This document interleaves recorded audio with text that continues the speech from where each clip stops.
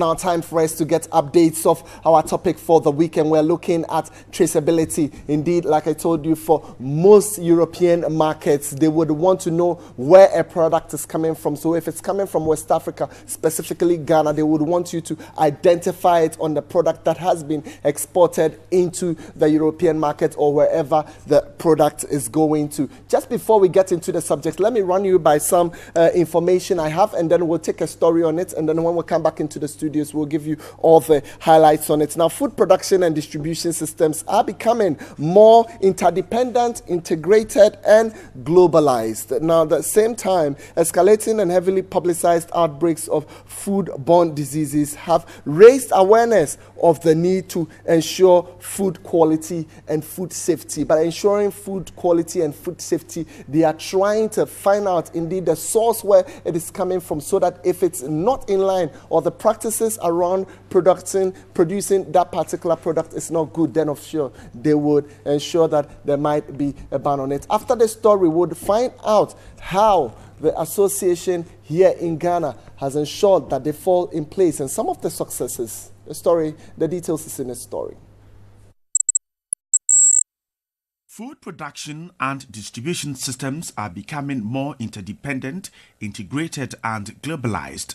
At the same time, escalating and heavily publicized outbreaks of foodborne diseases have raised awareness of the need to ensure food quality and safety.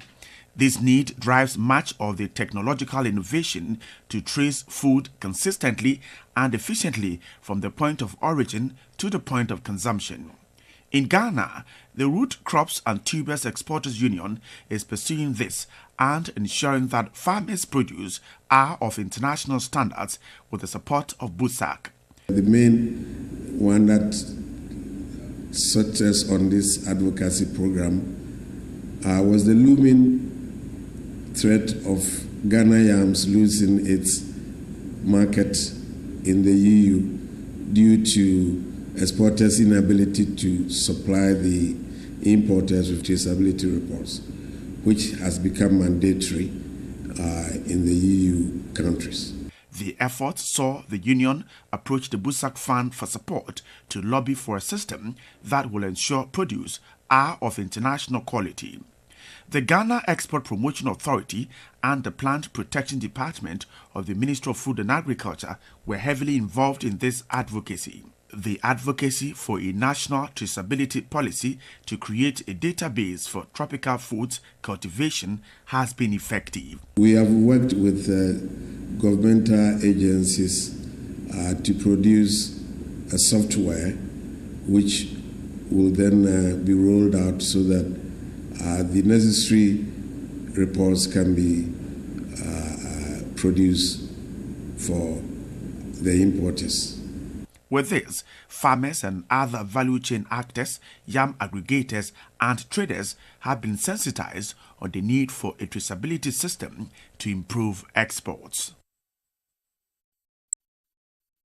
All right, so I'm sure you have a fair gist of exactly what happened and what the association has been doing. Let me introduce my guest in the studio as well. He was in the story. He's joined us in the studio. Let me come straight to one key person who you had a short while ago, and that's Kobna Taylor, who is the Executive Secretary, the Ghana Roots Crops and Tubers Exporters Union. Mr. Taylor, you are very much welcome into the studio. I would also move on to Maxwell Osaikusi, who is the Head Research and Information, the Ghana Export Promotion Authority, and then the very final one, Maxwell Ebenezer Abuaje is the head plant quarantine that's at the PPRSD of the Ministry of Food and Agriculture. Gentlemen, you are very much welcome into the studios. I'm sure you saw the story a short while ago. Maybe let me give you the opportunity,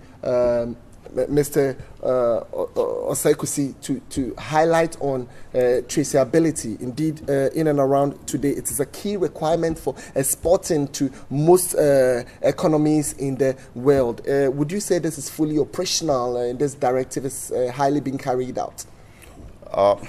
Thank you, Kuku. The traceability system that we have is still in the teething stage. Okay.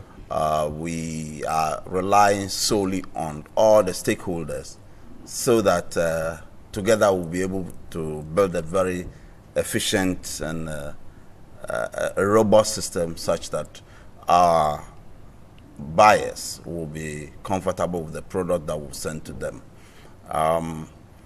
Let me come in to talk about what is traceability at all. It's an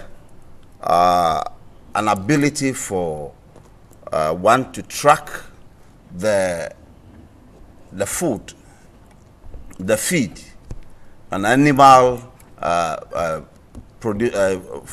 animal producing food to all the way to from the consumption to the market. For in the process we have production, processing, and then distribution either locally or to the export market. And so we are working with all the stakeholders, and one of the stakeholders is the GLPGOA, the association who export yam. They mention you as an association that they are fully working hand in hand with you. Your members, do you have a full understanding of this whole process of traceability?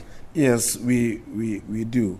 With the help of BUSAC, we were able to, the funds they gave us to organize advocacy training, and in the course of the advocacy, we also did research, and we disseminated the research findings to our members to know what is traceability is all about. And we told them it is nothing strange, or it's only that it is a system for transferring the history of a product from the production to the point of sale. So if you like, it's from the farm to the table. But then you can establish. So what was the challenge before? I mean, it didn't come out of the blue. So what was the challenge that as an association or you were having, as exporters, you were having?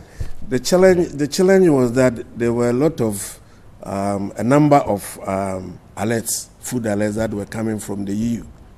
And these involved traceability issues as well as sanitary and phytosanitary concerns.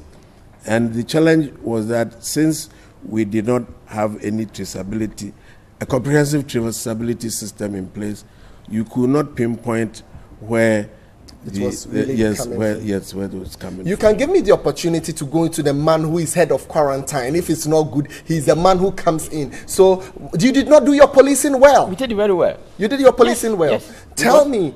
Yes. How did you ensure one way or the other after they have gone in even with this advocacy? Did they engage you? Yes, because about the maximum residual levels, about pesticide they use in the production. We have to train the farmers what they should use, when they should spray, and when they should harvest. And also about the rotting of the tubers was under concern. Tubers were getting rotten before they arrive at the US or UK. So now that's the case. We know to trace back to where they produce that thing from, what happened, and the thing got rotten. So the process will always track to see what happened to by the farmers.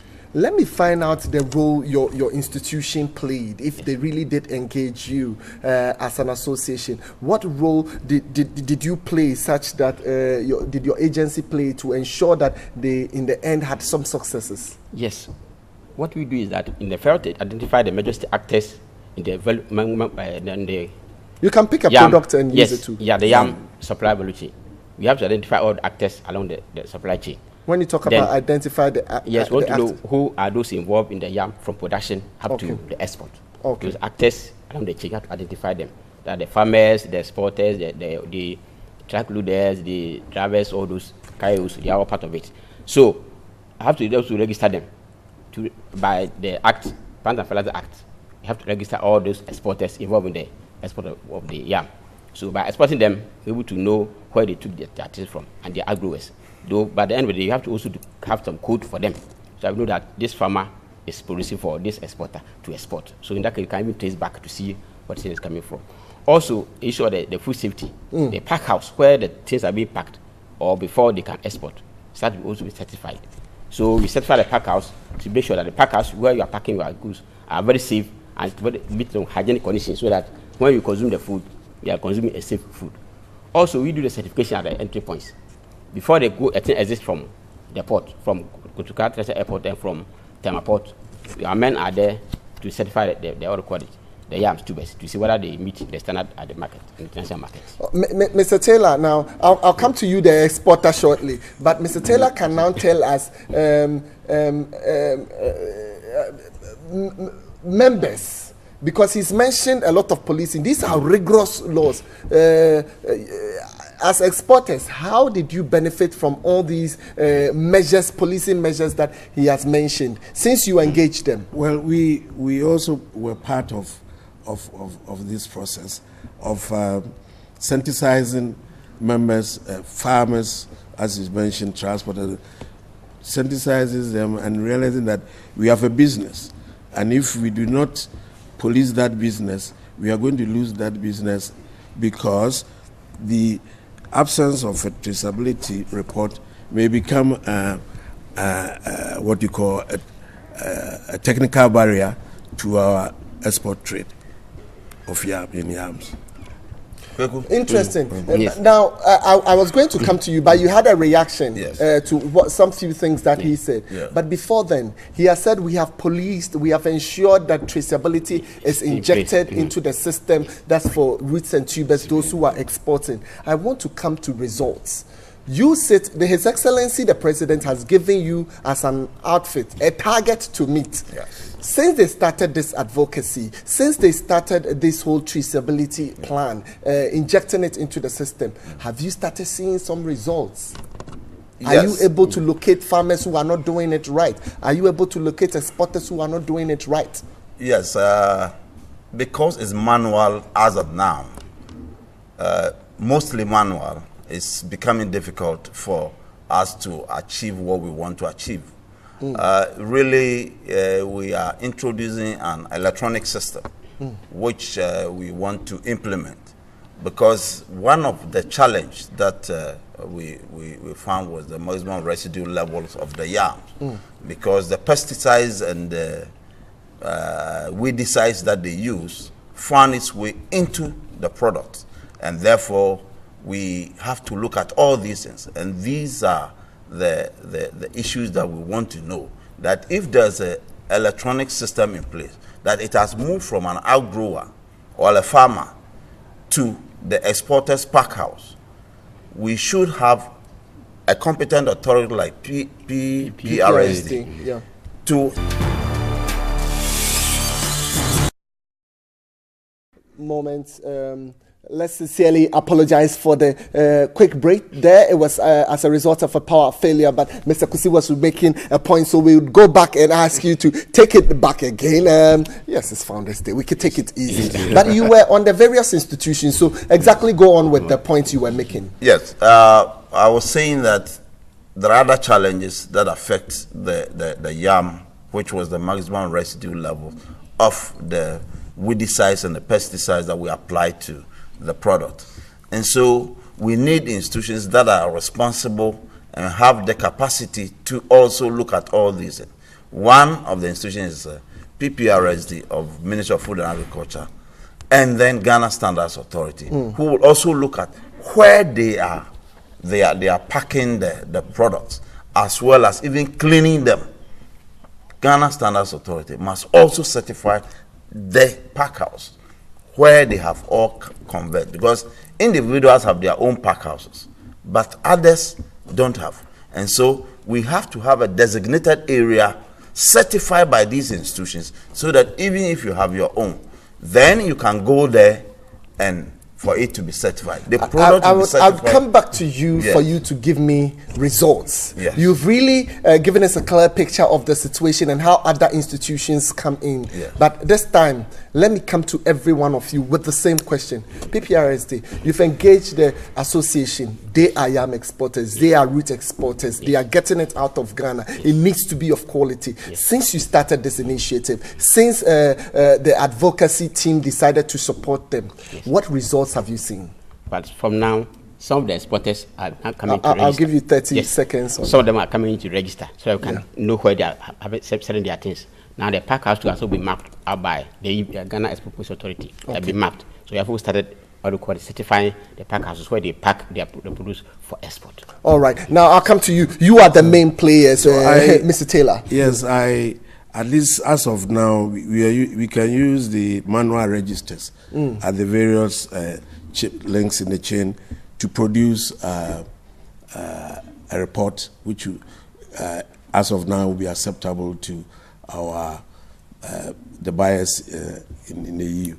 But we need to go beyond that to have the electronic system in place so that with the consumers also in wherever they are, even in Ghana, will have confidence. I have 30 seconds on that, so you could be preparing to. Yes, confidence in any the yam product. But I have a follow-up question. So how do you see BUSAC's assistance to you as a body? How has it helped? Has it been useful in any way? I think it has been very useful because it has given us the chance to know more about traceability, how it affects us, how traceability works in other jurisdictions, and it is helping us also to make an input into the work of my friends. He passes it on to you and say, well, today he understands your activities better without criticizing you. But do you think this has been helpful? Are you getting any positive results? I think globalization-wise, are we fitting in? We have to. There's no way that we will be played out. Otherwise, no export for us. And so we have to be part of the system. And what I have found with the BUSAC support, they are putting pressure on the public sector institutions. They are putting pressure and saying that, yes, fine, but the job also comes back to them. They have to also be responsible for the products that they are going to export. Quality-wise, it shouldn't be only export, but even domestic as well. All right, so he tells us directly, like, yes, you can put pressure on us, but we would also ensure safety, we would ensure quality. And those are the gentlemen who joined me in the studios. Let me quickly move on and appreciate Ebenezer Abuaje, who is the head quarantine plant protection. That's a PPRSD. Thank you very much. Again, Kwabena Taylor, Executive Secretary, Ghana Roots Crops and Tubers Exporters Union. We're sincerely grateful for your time. And Maxwell Asaikusi, he says, yes, BUSAC has supported you. You are giving us pressure, but please, we would also ensure safety, would ensure quality before it leaves the shores of Ghana. Gentlemen, I can say a big thank you. When we come back, we are celebrating that mover, a young man, of course, who is into the business of exporting fruits. We are talking about the HPW Fresh and Dry Limited. We're speaking to the managing director, Mike Blazer. We're back shortly with the details of our mover.